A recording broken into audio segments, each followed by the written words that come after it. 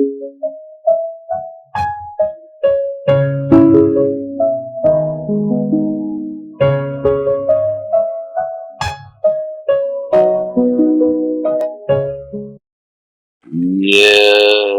जगत सारा क्षणिक है और आत्मा एक नित्य है। आत्मा का अनुभव बस एकमात्र नित्य है। कहा न राज को कर नमन, करो महान यह कार्य। आप्त ज्ञान की प्राप्ति है, मंगलमय सुख सार। मंगलमय सुख सार।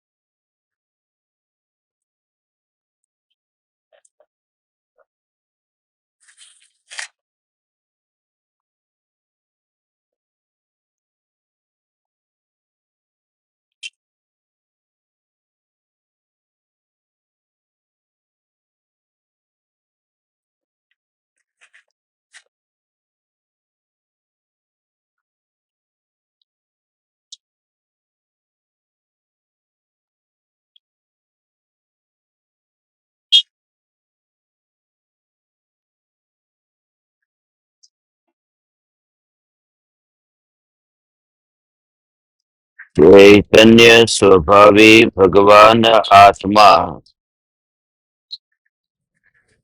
स्वयं ही चैतन्य समयसार है। चैतन्य समयसार का प्रतिपादक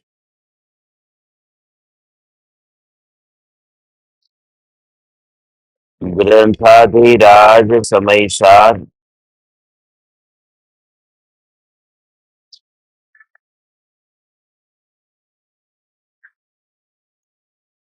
शुद्धोपयोग रूप धर्म का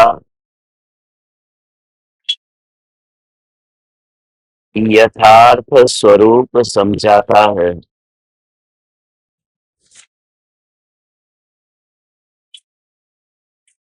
उपयोग का उपयोग में अभेद होना, यही शुद्धोपयोग है। उपयोग उपयोग में है और उपयोग क्रोधादि में नहीं है। आचार्य कुंद कुंद देव ने इसी ग्रंथ की 181वीं गाथा में स्पष्ट किया था। उपयोग उपयोग में है, उपयोग क्रोधादि में नहीं है। आंख आंख में ही है, आंख अग्नि में नहीं है। अग्नि को देखने वाली आंख अग्नि में चली नहीं जाती। यदि आंख अग्नि को देखने मात्र से अग्नि में चली जाती, वह आंख जल जाती, और आंख ही जल जाती तो अग्नि को देखता कौन। इसलिए देखने का नाम जाना नहीं है, जानने का नाम जाना नहीं है। उस ज्ञान को जब ज्ञान का विषय बनाते हैं, उस ज्ञान में ही ज्ञानी जब अभेद होते हैं, तो उस समय निर्विकल्प निराकुलता रूप शांति का वेदन होता है। इसी के बारे में आचार्य कुलकुंद देव अभी यहाँ स्पष्ट समझाते हैं। ये जो समय सार का बंध अधिकार चल रहा है, इस बंध अधिकार की 275वीं गाथा है। ये 3 गाथा लगातार है। अपन ने क्रम से ली है, इसलिए थोड़ा गाथा के क्रम में, शब्दों में आगे पीछे हो सकता है, मगर भाव 273 से लेकर 275, ये 3 गाथाओं में अभव्य जीव का वर्णन किया और भव्य जीव का स्वरूप समझाया।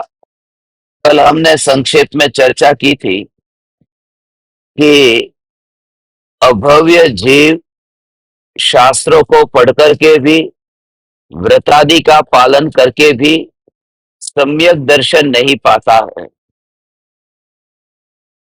और कुछ भव्य जीव होते हैं जो दूरांदूर भव्य है, वह भी अनंत काल तक सम्यक दर्शन नहीं पा सकेंगे। मगर एक जीव जो भव्य है और जो दूर भव्य है, जिसको वर्तमान में सम्यक दर्शन प्रकट नहीं हुआ, मगर भविष्य में सम्यक दर्शन होगा, ऐसा जो भव्य है उसे दूर भव्य कहते हैं। और सबसे पहले सर्वोत्कृष्ट भव्य में सम्यक दृष्टि को लिया, जिन्हें नाम दिया निकट भव्य, या फिर उसका दूसरा नाम आसन्न भव्य। तो इस तरह से भव्य जीव 3 प्रकार के बताए थे: आसन्न भव्य, दूर भव्य और दूरांदूर भव्य। ये 3 प्रकार के भव्य जीव, और उनसे जो अलग, जिसमें सम्यक दर्शन प्रकट करने की शक्ति ही नहीं है, ऐसा जो जीव वह अभव्य जीव है। उस अभव्य जीव के लक्षण भी कहे थे कि अभव्य जीव जिसे वितरागी परमात्मा की वाणी सुनते समय नींद आती है, उबासी आती है, ये सब अभव्य जीव के लक्षण है।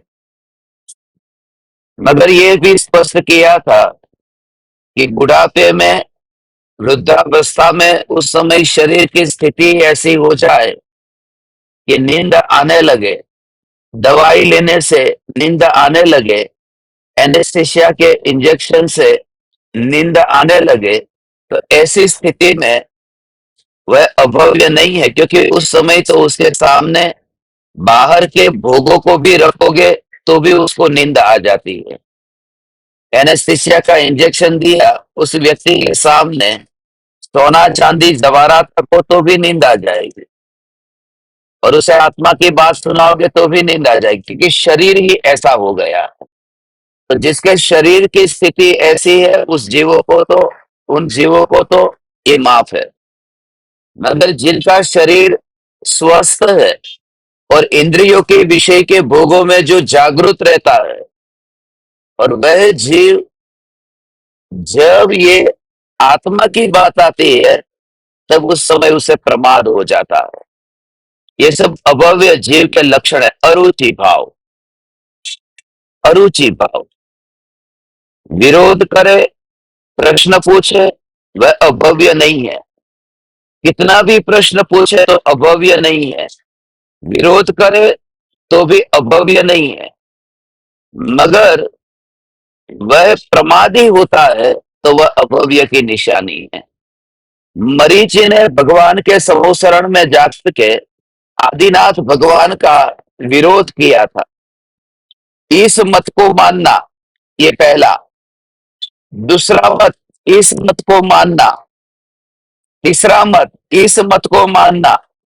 ऐसे 363 मत, ये 363 मत में से किसी भी मत को उनमें मानना, मगर ये आदिनाथ को मत मानना, इतना विरोध किया था। ऐसा महावीर भगवान का जीव विरोध करने वाला, मगर वो सम्यक दर्शन पाया कि विरोध करने से सम्यक दर्शन नहीं छूट जाता, या सम्यक दर्शन प्रकट करने की योग्यता नहीं छूट जाती। मगर मरीचि ने सबसे महान गुण ये था कि वो विरोध भले किया, मगर उसे नींद नहीं आई थी। उसे प्रमाद नहीं हुआ था। इसलिए मैं आप सभी ज्ञान दीपकों को खास कहता हूं कि आपको पता ही नहीं चलता। अभी दुनियादारी की चर्चा करें तो ऐसे उल्लास से, प्रफुल्लित वदन से, हर्षित चित्त से जैसे वाणी सुनते हैं और आत्मा की बात सुनने बैठते, आंख बंद करके, और आंख बंद करके बैठते हो, और चित्त में तो कोई ठिकाना है नहीं। यदि होता तो यहां पर क्यों होते? उतनी देर में फिर नींद आने लगती है। ये सब अभव्य जीवों की निशानी बता रहा हूं। ये जीव अनंत काल तक मोक्ष नहीं पा सकेंगे।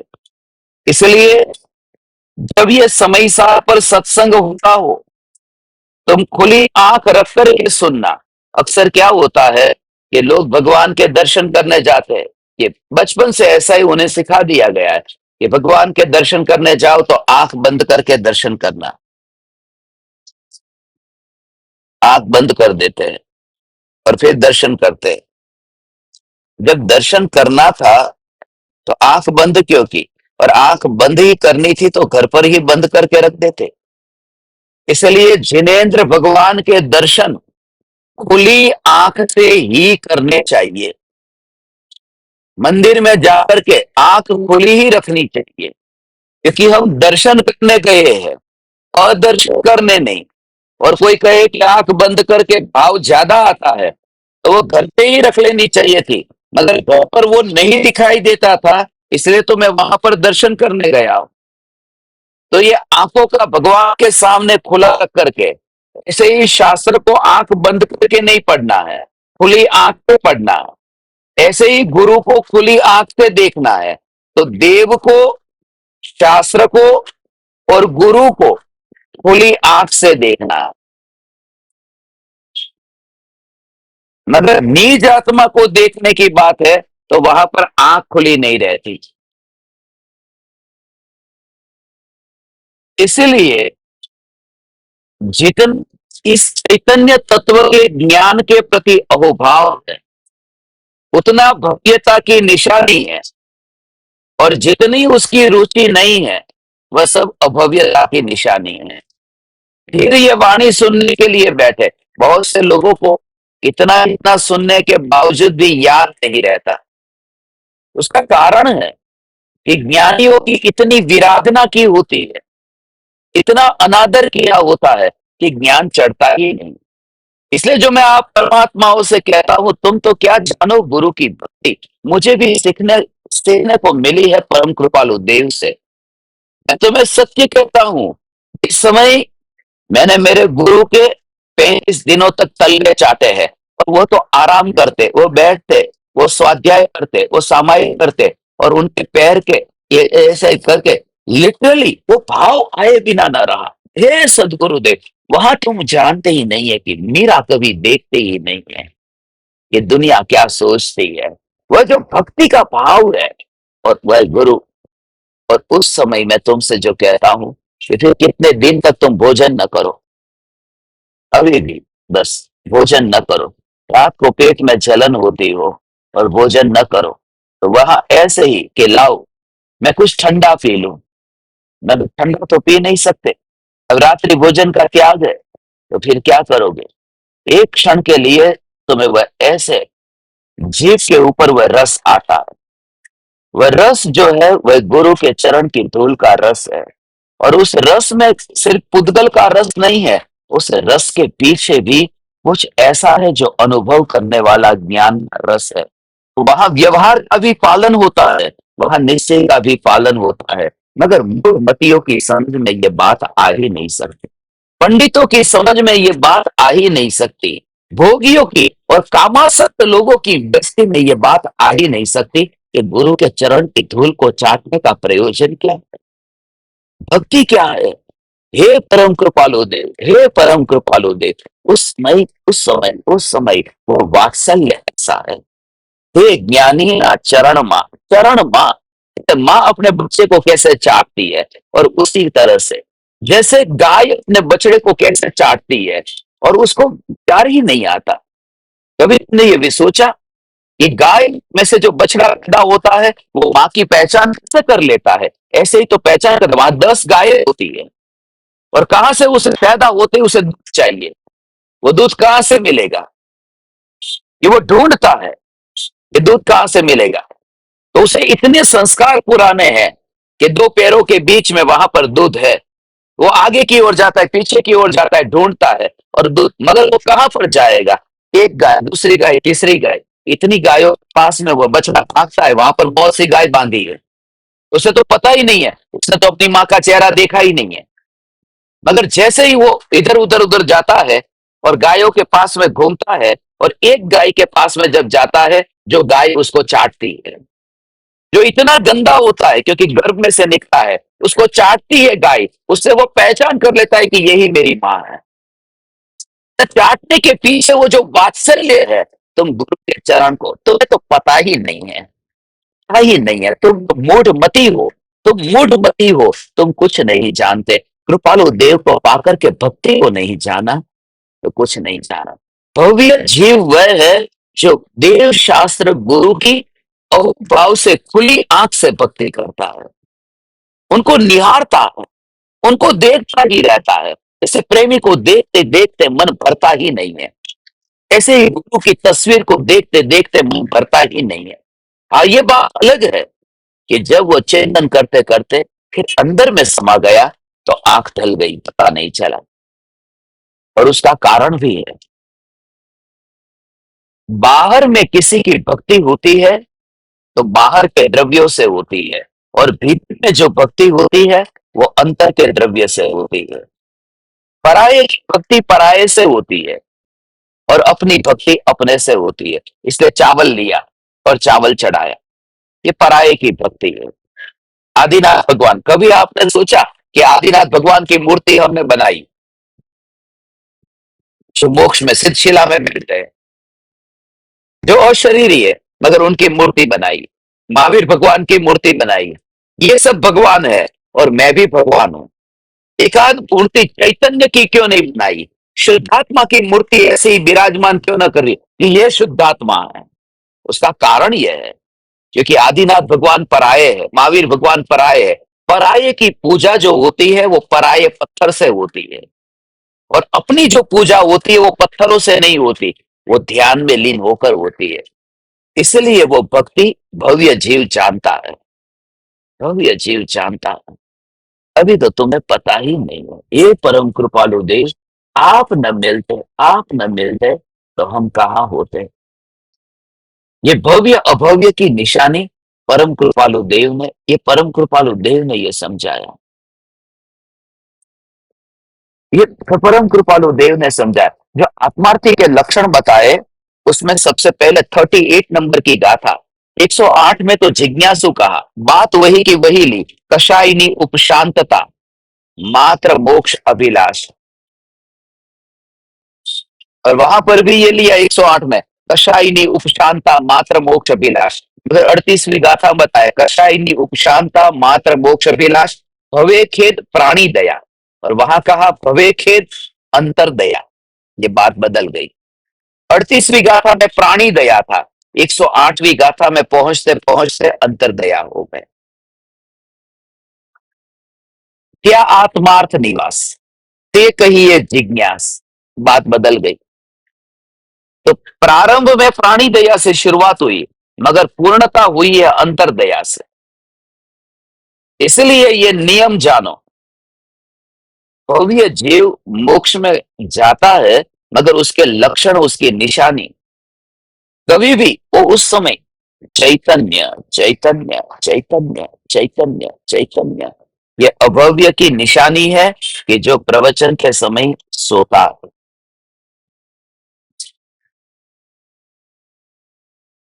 फिर प्रवचन के समय जो देरी से आता है, ये भी अभव्य की निशानी है। सत्संग 7:42 को शुरू होता है और जो 7:42 के बाद में आता है ये भी अभव्य है, ये नहीं कह रहा हूं, ये निशानियां तो मैं बता रहा हूं।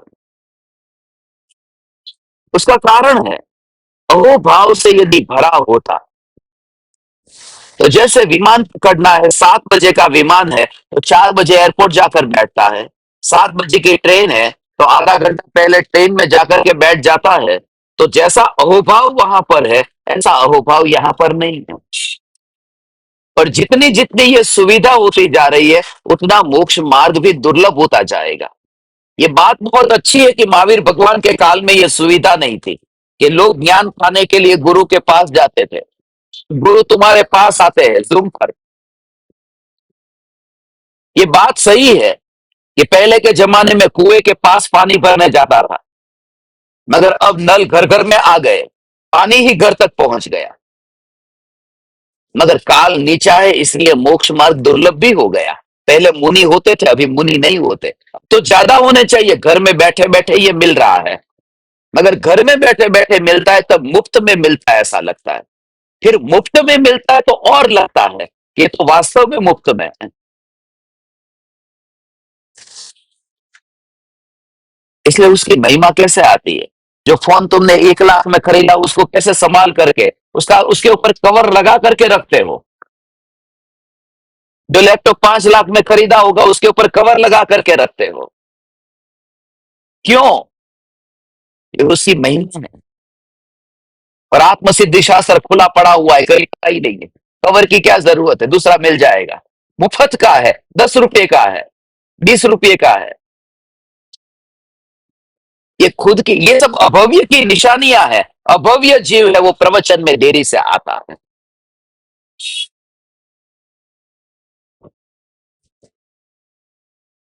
परिस्थिति की बात बता रहा हूं। यदि तुम्हारी ट्रैफिक में तुम अटक गए और एयरपोर्ट लेट पहुंचे, ये बात अलग है। तुम ट्रैफिक में अटक गए, सत्संग में लेट पहुंचे, मगर तुम्हारा पूरा प्रयास ऐसा होना चाहिए कि एटीएम मशीन में पिन नंबर डाल दिया और पैसे जैसे विड्रॉ होने चालू हो गए अंदर से, और तुम कि विड्रॉ होगा 7 बजे और मैं पहुंचूंगा 7:05 पर, तो कोई नहीं पहुंचता ऐसा। वहां पर कैसे पकड़ने के लिए कैसे हाथ रखते हैं वहां पर। और उसके बाद में ऐसे बाहर चाय पीने नहीं जाते, कि बाहर घूमने नहीं जाते, उस समय मोबाइल भी आता है तो तुरंत काट देते हैं कि वहां से पैसा आ रहा है। गुरु के मुख से निकला हुआ जो वचन है, उसकी महिमा उतनी कहां आई है। अब ये जीव मुफ्त का समझ लेता है कि मुफ्त का है, ऐसा समझ लेता है। इसलिए आत्मसिद्धि शास्त्र की महिमा, इसलिए जो समयसार की स्तुति में कितनी गजब की बात लिखी है। बनाओ पत्र कुंदन ना, रत्नो ना अक्षरो लकी। मगर ये तुम्हारी भक्ति भक्ति नहीं है। ये तुम्हारी भक्ति भक्ति नहीं है, मूढ़ मति। इतनी अंतर से भक्ति। अभी तो यहाँ कागज के ऊपर साई से लिखना हो तो भी अहोभाव नहीं आता। बनाओ पत्र कुंदन ना, सोने के पत्र पर रत्नों के अक्षर से लिख करके उसकी महिमा न गाई जा सके, ऐसा। तथापि कुंद सूत्रों ना, अंका ये मूल्य ना कदी, तो भी मूल्य का अंकन नहीं हो सकता। इसलिए वो लोग इस बात को समझ ही नहीं सकते। मैं कहता हूं ना, कितना भी हो, वो समझ नहीं सकते। जो पैसा देकर के ट्यूशन पढ़ते हैं, वो कभी नहीं समझ सकते, क्योंकि उसको पता है कि 250 रुपये का ये प्रवचन है। वो कभी नहीं समझ सकते, वो कदर पैसे से ही करेंगे। ये बात कुछ अमूल्य है, अनुपम है। ग्वालियर के राजा थे, और ग्वालियर में एक नगर नारी थी जो डांस करती थी, डांसर थी, नृत्यांगना थी। और राजा को पता चला कि उसका डांस बहुत अच्छा है, तो एक काम करते, उसका डांस देखने जाते हैं। तो उसको समाचार भिजवाया, तेरा चार्ज कितना है? कि कोई साधारण व्यक्ति आता है तो एक स्वर्ण मुद्रा लेती हूं, मगर यदि महाराज आएंगे तो पूरा थाल भरा हुआ वो मैं लूंगी। महाराज आ रहे हैं ना ये तो। राजा को समाचार मिला, राजा ने थाल तैयार करवाया, गए वहां पर उसका नृत्य देखने के लिए। वहां पर ही रख दिया थाल उसके पास, उसके चरणों में, और नृत्य देखा ही नहीं, वापस लौट आए, देखा ही नहीं।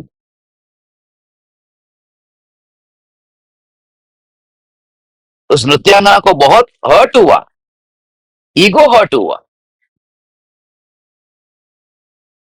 तो पीछे दौड़ती दौड़ती आई राजमहल में, राजा को कहा कि मेरा अपमान किया है, ये थाल भी रख दिया और नृत्य क्यों नहीं देखा? ये मुफ्त में दान में थोड़ी लिया है। राजा ने कहा मैं कुछ ऐसा देखना चाहता था जिसका मूल्य ना हो, मगर तेरे नृत्य का तो मूल्य है, सुवर्ण मुद्रा थाल से भरी, इसलिए नहीं देखा। मैं तो कुछ अमूल्य देखना चाहता था, क्योंकि मैंने तारीफ सुनी थी तुम्हारी। इसलिए हर एक चीज मुफ्त की, वो मुफ्त की नहीं होती, वो अनमोल होती है, उसके लिए भी दाम नहीं चुकाना पड़ता। तो बात कुछ अलग है। इसलिए कृपालु देव की भक्ति, तो भक्ति का तो तुम्हें अभी पता ही नहीं है। तुम्हारे तो दिमाग में घुसा भरा हुआ है, ऐसा कि तुमने 11 रुपये दिए थे आत्म सिद्धि के लिए, अभी दिमाग में से निकला नहीं है। ऐसे भूसे भरे हुए जीवों को कुछ नहीं हो सकता। अभी याद रखते हैं पैसा देने के बाद में कि कितना दिया था दान में, कि कहां दिया था दान में। तुम खुद देखना, तुमने कहां कहां मंदिरों में जितना दान दिया है, भूसा भरा हुआ है कि नहीं, उसको निकाल दो। निकला नहीं है इसका कारण कि कचरा भरा पड़ा है। इसलिए मैं सभी ज्ञान दीपकों से आज कह देता हूं, जो भी शास्त्र छपवाने के लिए पैसा देता है, एक बार भी बाद में पूछेगा नहीं पैसा कहां गया, गया तुम्हारा पैसा। नहीं तो 1 रुपया निकालना नहीं, वो भी पहले तुमसे कह देता हूं। मेहरबानी करके रुपया मत निकालना, ये तो तब निकालना जब तुम्हारा मोह भाव छूट गया हो। तुम सौदा करते हो, तुम व्यापार करते हो, तुम दुकान पर जाकर के आत्मसिद्धि शास्त्र का सौदा करने वाला अभव्य जीव है, वो भव्य नहीं हो सकता। मुझे तो पता ही नहीं, बात गजब की है, ऐसा पता ही नहीं।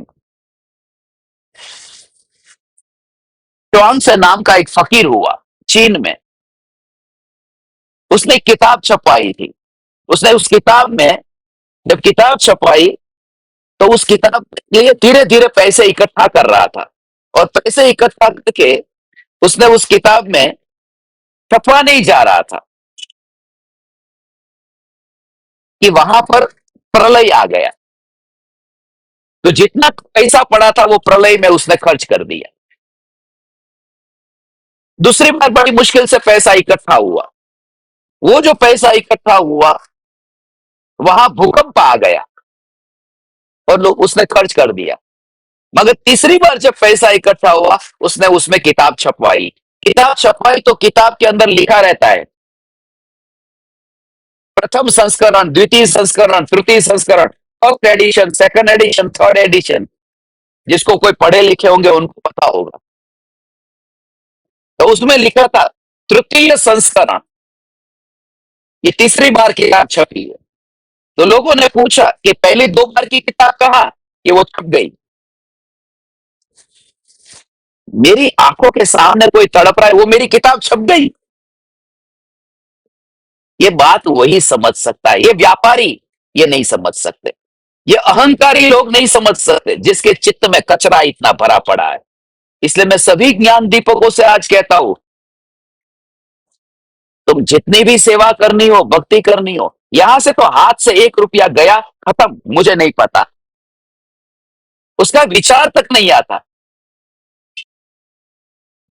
नहीं तो तुमने सौदा किया है, नहीं तो तुमने व्यापार किया है, नहीं तो देना ही मत, देना ही मत। मैं तो किसी को, सभी को कहता हूं, मैं सम्राट की तरह जीता हूं, देना ही मत। मैं फुटपाथ पर भी जीता हूं, सुबह यहां पर भंडारा लगा था, मैं देख रहा था कभी शायद इस कतार में मैं भी खड़ा होऊंगा, मगर तुमसे भीख ना मांगूंगा। भव्य जीव होता है वो निरहंकारी होता है, वो इतना सरल होता है कि भूतकाल में जो कुछ भी किया है तो उसका बोझ अपने सिर पर नहीं रहे, इतना सरल हो जाता है। भव्य जीव ना प्रवचन में सोता है, न प्रवचन में देरी से आता है, न प्रवचन का मूल्य करता है, न प्रवचन का वो चार्ज देखता है, न उसकी गिनती करता है।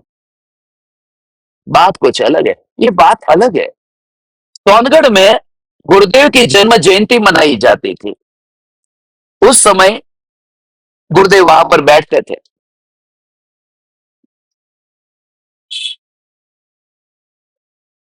तो लोग कहते कि आपकी जन्म जयंती में आप क्यों बैठते हैं? ये सब में बर्थडे सेलिब्रेट करने में आप क्यों बैठते हैं? जिनको सेलिब्रेट करना है उनको करने दो।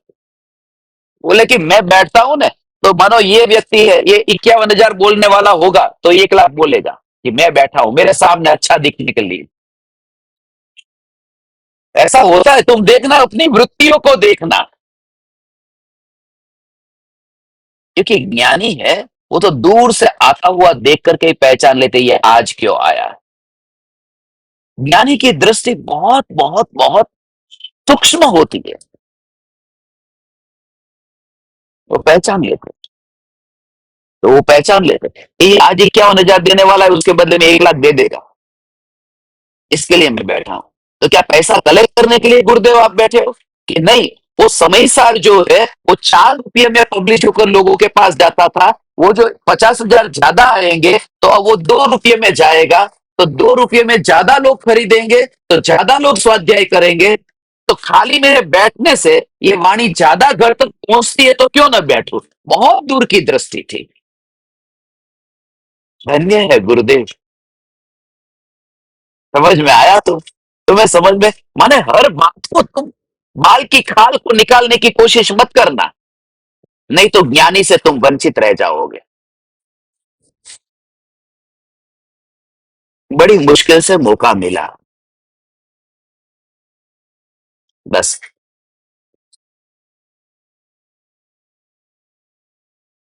समझना कि तुम नहीं समझ पाते, मगर वो सब समझता। उन्होंने वृत्ति के स्वरूप को समझा, उन्होंने प्रवृत्ति के स्वरूप को समझा, उन्होंने निवृत्ति के स्वरूप को समझा। और खास बात यह है कि उन्होंने ये समझने वाला जो है उसको ही समझ लिया। इस वजह से ये बात जो 3 गाथाओं का एक साथ में ये क्रम है, कल थोड़ा अपन ने लिया था समूह में, अब इसका अर्थ करेंगे तो और स्पष्ट होगा। 275 नंबर की गाथा है।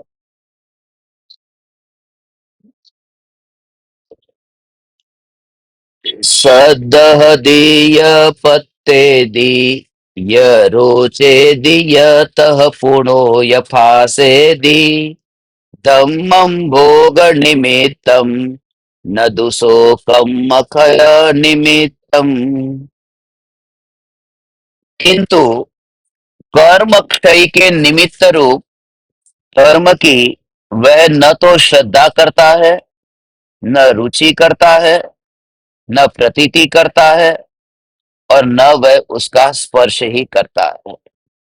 ये जो अर्थ है ना, कल का जो आज का, ये दोनों में मिसप्रिंट हुआ है। इसके लिए खाली उसका अर्थ अभी मैं बताता हूं आपको, वो लेना।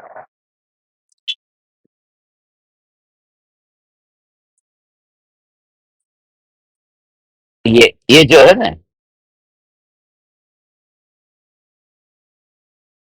ये वाला जो है, इसमें बुक के हिसाब से देखेंगे तो यहाँ 273 में, मैं पहले से ही बता देता हूं क्योंकि जो भूल हुई है उस भूल का स्वीकार करता हूं मैं। और वो भूल प्रिंटिंग में भूल हुई है, भाव में भूल नहीं है। जो प्रिंटिंग करने में वो जो पुराने वाला जो था वो इधर ले लिया उसने। तो 273वीं गाथा आपको दिख रही है, उसमें वहां तक लेना अज्ञानी और मिथ्या दृष्टि है, बस वहां तक। फिर 274 में लेना मोक्ष की श्रद्धा से रहित वह अभव्य जीव यद्यपि शास्त्रों को पढ़ता है तथापि ज्ञान की श्रद्धा से रहित, उसको शास्त्र पठन गुण नहीं करता, ये 274 में लेना। और फिर 275 में देखो, दोनों में एक सी बात आ गई थी, इस वजह से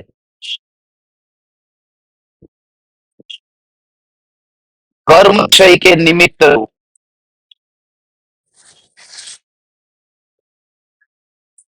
अभव्य जीव क्या करता है कि कर्म क्षय के निमित्त रूप धर्म की श्रद्धा नहीं करता, और यहां पर जो है वो भोग की,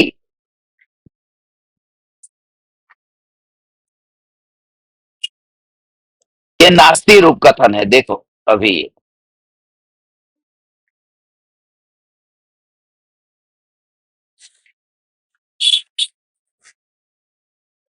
ये है। ऊपर क्या कहा था? वह अभव्य जीव भोग के निमित्त रूप, यहां तक धर्म की ही श्रद्धा करता है, उसकी ही प्रतीति करता है, उसकी ही रुचि करता है और उसी का स्पर्श करता है। और नीचे ये जो ऊपर जो भूल करता है भोग के निमित्त रूप, और यहां पर नीचे है किंतु वह कर्म के क्षय के निमित्त रूप धर्म की वह न तो श्रद्धा करता है, न रुचि करता है, न प्रतीति करता है, और वह ना ही उसका स्पर्श करता है। ये जो 275 ये तीन गाथाओं का ये एक साथ में कनेक्शन है। यहां इसका अर्थ लेना है कर्म क्षय के निमित्त रूप धर्म की न तो वो श्रद्धा करता है, रुचि करता है, न प्रतीति करता है, न उसका स्पर्श करता है। वहां जो नास्तिक से था अभव्य के रूप में था कि वो भोग के निमित्त की बात थी, अब यहाँ पर धर्म के निमित्त की बात है, शुद्धोपयोग की बात है। अभव्य जीव,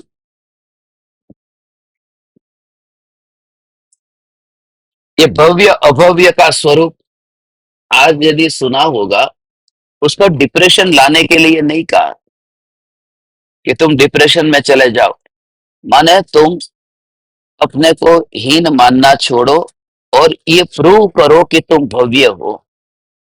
और तुम खुद पाओगे कि जैसे जैसे अहोभाव आता है, अहोभाव आते आते फिर ऑटोमेटिकली भगवान के समोसरण में एक भी वचन छूटता नहीं है। गणधर देव है गणधर देव भगवान के समोसरण में एक दिन भी गैर हाजिर नहीं होते हैं जब भगवान की दिव्य ध्वनि कीर्ति है। गौतम स्वामी ने पहले दिन से लेकर के आखिरी दिन तक, जब तक महावीर भगवान का निर्वाण हुआ, तब तक भगवान के समोसरण में रहे थे। एक दिन की भी एब्सेंट नहीं थी उनकी। ये भी बहुत बड़ी बात है। अहोभाव जैसे होगा, कैसे भी करके एडजस्ट कर लेना है। इसलिए हमने कभी ये परवाह ही नहीं की। स्मशान में बैठना पड़ेगा, चला मंजूर है। रास्ते पर बैठना पड़े तो भी मंजूर है। कल रात का समाधि मरण का सत्संग हम गाड़ी में बैठने वाले थे, हमने तो पर्दा सेट कर दिया था बैकग्राउंड का, मगर टाइम कम था तो घर आकर के भी रात को 11:45 भी 10:42 को भी आपको बिठाया ने कि सत्संग तो छोड़ना ही नहीं है। इसलिए जो आसानी से मिल जाता है उसका ऐसा मत समझना कि ऐसे ही मिला है। और तुम अभी साथ में रहते हो तो तुमको पता है, कैमरा लगाओ, ये करो, लाइट करो, कनेक्टर जोड़ो, कहां से वाईफाई मिलेगा, कहां बैकग्राउंड मिलेगा, कहां ठीक दिखेगा, नेट कोडिंग होगा, क्या होगा। और ये तो भारत है, ये तो शहर है, शहर में भी ये हालत होती है, तो गांव गांव में क्या हालत होती होगी। तो जो तुम्हें मिला है वो घर पे मुफ्त में नहीं मिला है, उसका अहोभाव जानो। ये इतना महापुण्य का उदय आया है कि गणधर देव की उपस्थिति के बिना समोसरण में एक दिन भी वाणी नहीं कीर्ति। तो यहाँ पर एक दिन भी तुम्हारा छूटा नहीं। ऐसा एक आध ज्ञान दीपक तो होगा ना। आज 350 गाथा पूरी हुई,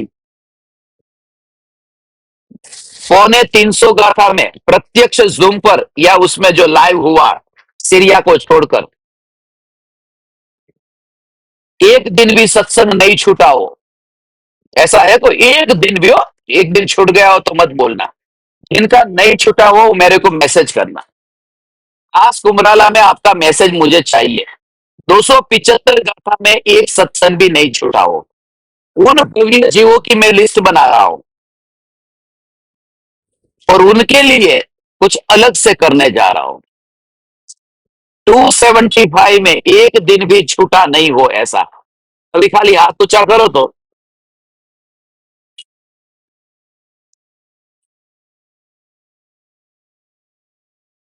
ईमानदारी से हो, क्योंकि मेरे पास में जूम का पूरा रिकॉर्ड है यहाँ पर। हाँ, देखो फिर है ना, यहाँ पर मिनट सेकंड के साथ में मैंने दिखाया था ना एक बार आपको कि कौन कितनी मिनट कितनी सेकंड पर आता है, जाता है, वो सब पता चल जाता है। बहुत अच्छा, बहुत अच्छा। जो सत्संग पूरा होता है, अहो अहो श्री सदगुरु का पाठ जब चालू होता है, ये भव्य जीव क्या कर रहे हैं?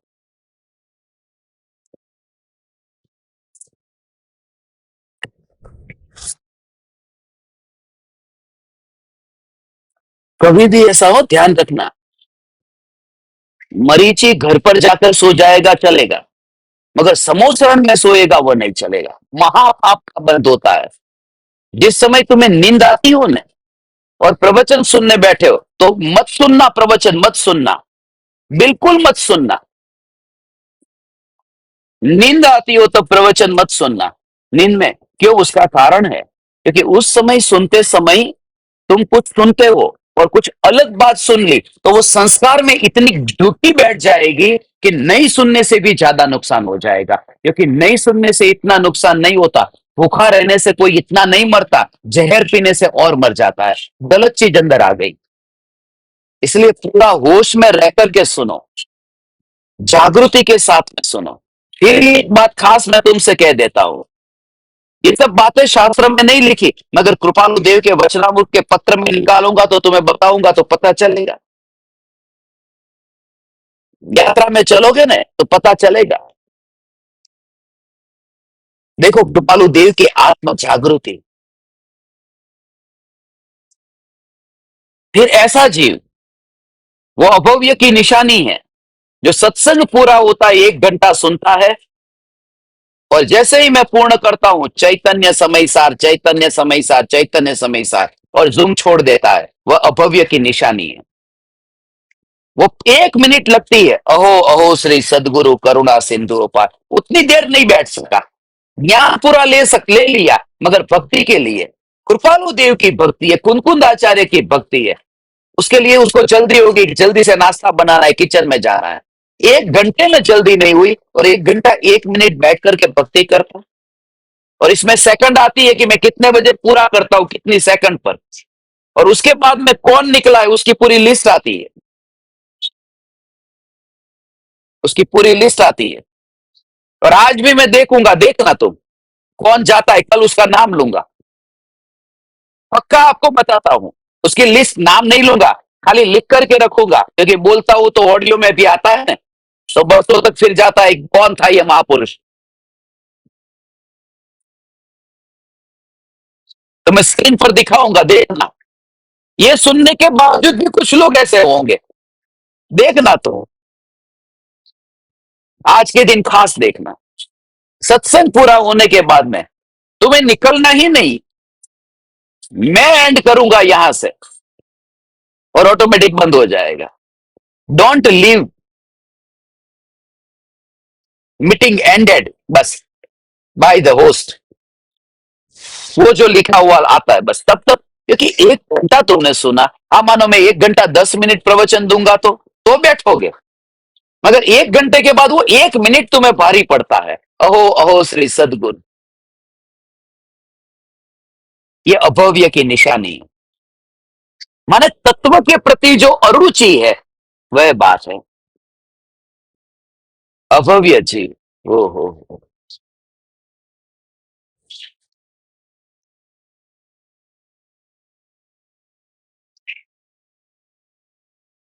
ये देखो, इस गाथा में ये कहते हैं अभव्य जीव क्या करता है।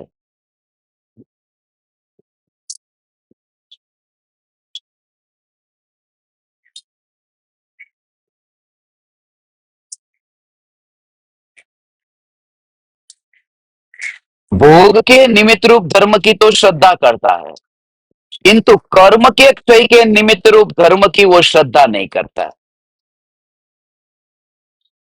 बस ऐसा, श्रद्धा नहीं करता। विमान में बैठूंगा तो अमेरिका पहुंच जाऊंगा, मगर गुरु की नाव में बैठूंगा तो संसार से तिरूंगा, वो श्रद्धा नहीं करता। ऐसा, ये श्रद्धा नहीं करता। श्रद्धा, ये श्रद्धा उसी का नाम है, बस। अभी श्रद्धा कहाँ है? मैं आत्मा नित्य हूं, ये श्रद्धा है?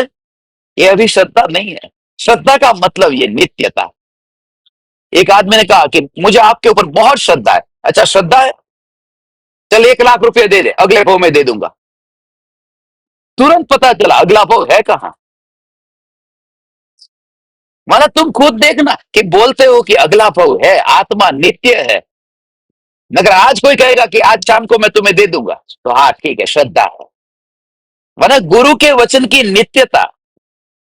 मैं ये नहीं कहता कि व्यवहार तुम इस तरह से व्यवहार करो। बात यह है कि अपने अंदर के परिणामों को तो देखना, कितनी अंतर में कुटिलता और माया और कपट भरा पड़ा हुआ है। और स्त्रियों को खास, वरना स्त्री का भाव नहीं मिलता। अब तो तुम्हें बहुत सावधान रहना है। नहीं तो ये मौका भी गवा दिया, खत्म।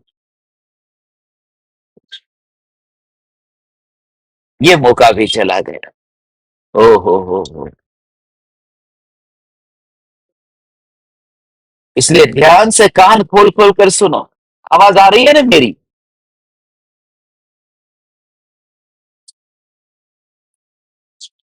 क्योंकि आज मैं खुले में बैठा हूं, बगीचे में, इसलिए आवाज आती हो नहीं आती हो पता नहीं।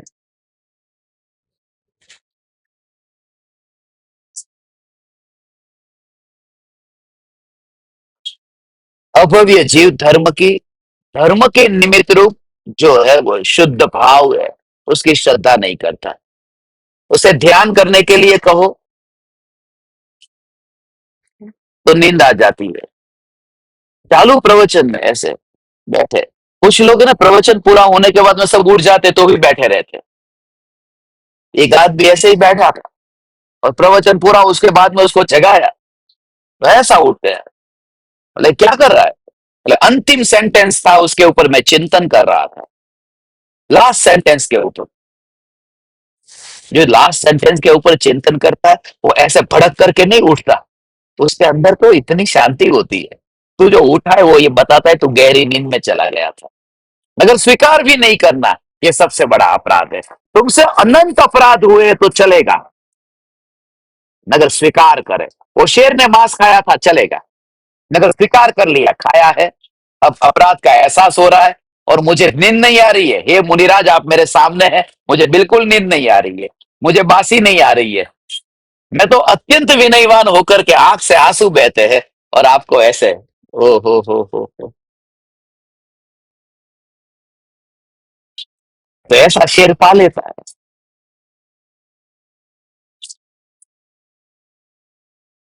अपराध है और अपराध का स्वीकार भी मुझे हो रहा है।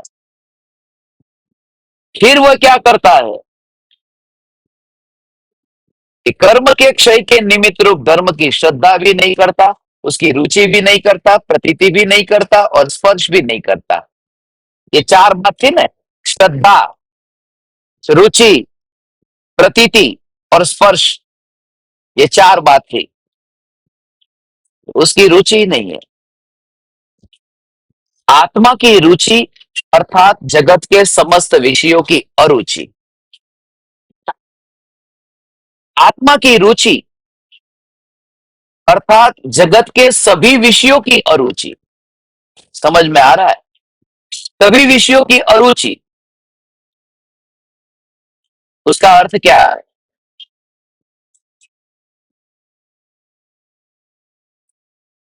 द्वेष नहीं, मुझे द्वेष नहीं है।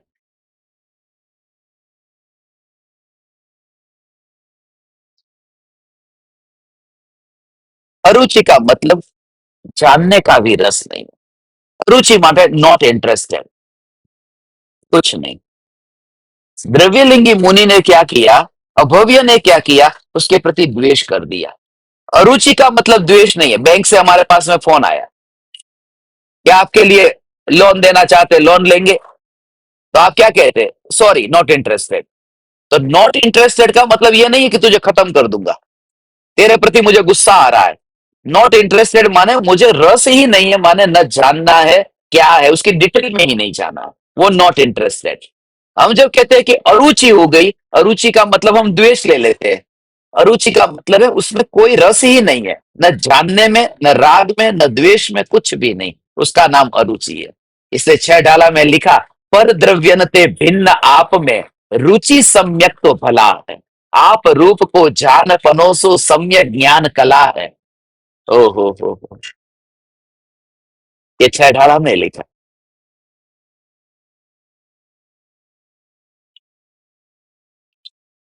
रुचि सम्यक तो फल, फिर ये न तो उसमें प्रतीति करता है, प्रतीति जैसा सामने है ऐसा। किसी को खत लिखते हैं तो लिखते हैं ना प्रतिश्री, प्रति और इति, ये जो सामने है ऐसा ही यहाँ, माने द्रव्य में जो स्वरूप है वही पर्याय में छप जाना, वो प्रतीति है। मोहर लग जाना वो श्रद्धा का हस्ताक्षर है, और उसके बिना कुछ नहीं होगा। चेक कितना भी लिख दिया, उस चेक में तुम लिख दो 1 करोड़ लिखो, 2 करोड़ लिखो, 100 करोड़ लिखो, डेट भी बिल्कुल सही है, सब कुछ बराबर है, नाम सही है, अमाउंट सही है, मगर एक भूल हो गई है, सिग्नेचर करना रह गया था, तो सब व्यर्थ है, कुछ काम का नहीं है। तो ज्ञान बहुत इकट्ठा कर लिया, सब बराबर है, मगर श्रद्धा का हस्ताक्षर नहीं है तो उससे कुछ मिलने वाला नहीं है। प्रतीति और उसी की स्पर्शना करता है, माने वह बात उसके दिल को छू गई है, जिसे छू गई वो छू गई, वो फिर बस, वो लाख कोशिश करे अब वो अलग नहीं हो सकता। वही तो गुरु के प्रति वात्सल्य है, वही तो गुरु के प्रति प्रेम है, कि चाहे कुछ भी हो जाए, वो तुम्हें मारे पीटे कुछ भी करे, बस, बस वही तो, कुछ भी करे।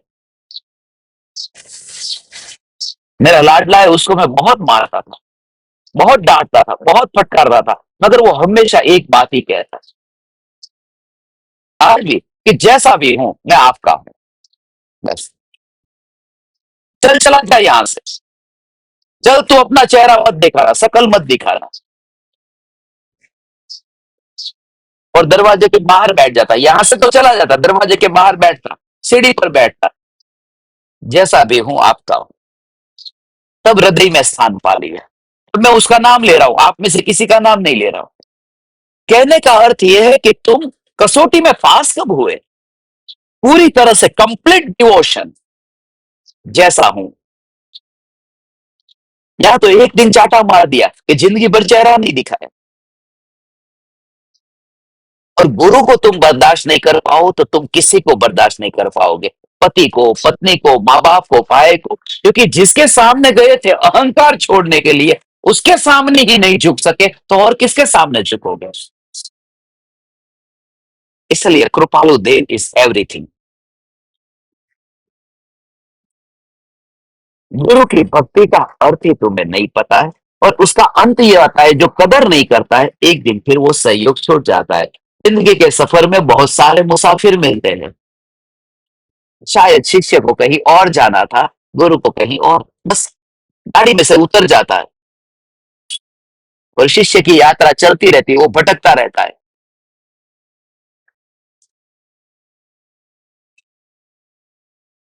इसलिए कोई ही विरला जीव है। हे परम कृपालु देव, हे परम कृपालु देव, ये दुनिया आपको नहीं पहचान पाई, सौभाग्य भाई ने आपको पहचान लिया, अंबालाल भाई ने आपको पहचान लिया था, ऐसा ही, ऐसा ही पहचान लिया था। नहीं तो 1.5 घंटे तक लालटेन लेकर के खड़े रहना, वो 1.5 घंटे तो बोलते हैं, जिंदगी में तो कितनी बार लालटेन पकड़ी होगी, वो तो खाली एक अनुमान के रूप में हमने बताया, हाँ? ये सब इमेजिनेशन इमेजिनेशन है। उस समय कोई फोटोग्राफर नहीं था फोटो खींचने वाला, एक कृपालु देव बैठे हैं और वो अंबालाल भाई ऐसे लालटेन लेके खड़े हैं, लालटेन जितनी ऊंची थी नीली थी, अंबालाल भाई ने कौन सा कपड़ा पहना था, उसका रंग कैसा था, ये सब तो हमारी मनुष्य कल्पना है। इसलिए वो भक्ति तस्वीर में आ ही नहीं सकती जो अम्बालाल भाई की थी। यहाँ तो रिकॉर्डिंग करना होता है, मैं तो कैमरा लेके आओ तो लेके आता है, पकड़ के नहीं रखता, इधर टेबल पे रख देता है। थोड़ी देर हाथ में रखना है, वो 1.5 घंटे तक लालटेन रखी थी। मैं आता हूँ थोड़ा पानी पानी पी करके। ये कसौटी है तुम्हारी, खाली कैमरा मंगवाया, इधर थोड़ी देर पकड़ के रखना है, हाथ में दो, टेबल पे छोड़ के चला गया। ऐसा बचपन में किसी ने किया था। और भक्ति करता है क्या? ओ श्री सदगुरु। प्रैक्टिकल कब करेगा?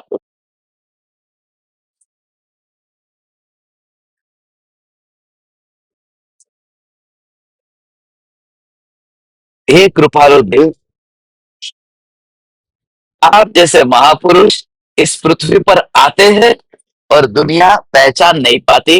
मुंबई जैसी धरती को, मोहमयी को भी उन्होंने मोहजयी बना दिया था। ही ये धरती मोहमयी उनके लिए मोहजयी हो गई थी, मोह पर विजय पा लिया था।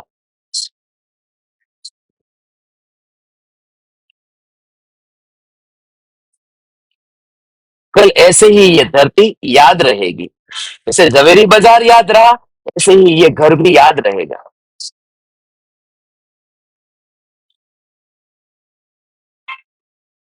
ये घर भी समोसरण बन गया है। समोसरण, समोसरण ऐसे ही खुले में होता है, समोसरण में दीवारें नहीं होती। प्रवचन हॉल में दीवार होती है, इसलिए जब मैं ऐसे खुले में बैठता हूं तब फील होता है समोसरण में बैठा हूं। मगर वह भाव, असली भाव वह नहीं आता। ये भी तुमसे कह दूं, कुछ भाव अलग ही है।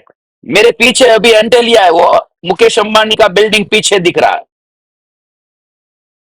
मगर उसमें उतना भाव नहीं आता जितना कल गजपंथा दिखेगा। वाइब्रेशन है। और इसी वजह से मैं अभी इस मुंबई की धरती का कुछ दिनों के लिए त्याग करता हूं। जैसे रात्रि भोजन का त्याग करते हैं ना, सुबह खाना खाने लगते हैं, परमानेंट त्याग थोड़ी। कल हम मिलेंगे, आज शाम को मिलेंगे डीसीडीपी में।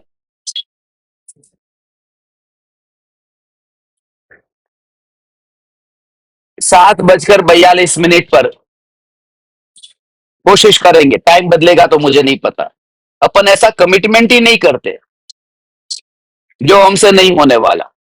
सच कहता हूं, ऐसी बात ही नहीं करने का जो पालन नहीं हो सकती। तो कितनी शांति रहती है। नहीं तो फिर पूरे, अभी 7:42, 7:42, 7:42, टैक्सी वाला थोड़ी जल्दी, टैक्सी चल, जल्दी चला, 7:42 का टाइम है, जल्दी चला, जल्दी जल्दी, किसके लिए जाना है? शांति कैसे प्रकट हो, उस पर प्रवचन देने जाना है। और तू जल्दी चला, जल्दी चला। ऐसा काम करने से अच्छा जब समय मिलेगा, सत्संग हो जाएगा, आप अपना मोबाइल अपने पास में रखना। और इतने दिनों तक मैं मुंबई में रहा, इस परिवार ने मेरा जितना ध्यान रखा है, जितना प्रेम दिया है, मैं ऋणी हूं। जिनका उपकार है उनका उपकार कभी नहीं भूलते। मैं ऋणी हूं इस परिवार का, जहां मुझे परिवार जैसा फील हुआ। छोटे छोटे बच्चे भी, शादीशुदा नहीं होने पर भी, ऐसे छोटे बच्चे, ऐसे यंगस्टर किसी के घर में बैठते नहीं है।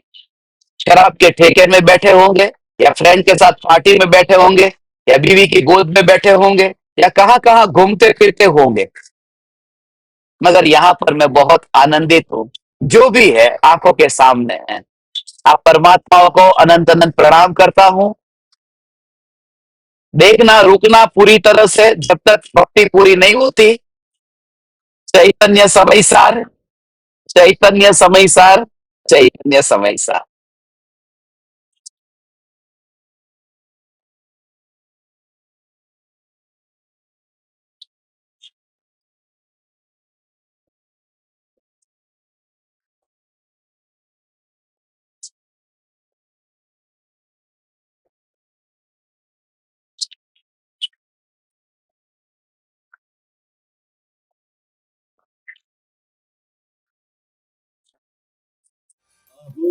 अहो श्री सद्गुरु करुणा सिंधु अपार, इस पामर पर प्रभु किया आहो आहो उपकार, आहो आहो उपकार। देह सहित जिनकी दशा भरते देहातीत, उन ज्ञानी के चरण में हो वंदन अगणित, हो वंदन अगणित, हो वंदन अगणित, हो वंदन अगणित।